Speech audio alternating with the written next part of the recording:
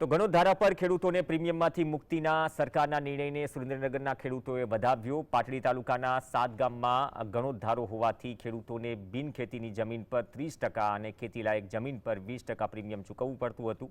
છેલ્લા ઘણા સમયથી અહીંના ખેડૂતો પ્રીમિયમમાંથી મુક્તિની માંગ કરી રહ્યા હતા। આ નિર્ણયથી પાટડી તાલુકાના સુરજપુરા, જરબલા, બામણવા, હિંમતપુરા, નારાયણપુરા સહિત 7 ગામના 3000 ખેડૂતોને સીધો લાભ મળ્યો છે। પરિપત્રનો જો અર્થઘટન કરવામાં આવે તો અમારા 7 ગામના ખેડૂતો માટે આજે સોનાનો સૂરજ ઉગ્યો છે। અમને અમારી લડતમાં સફળતા પ્રાપ્ત થઈ છે।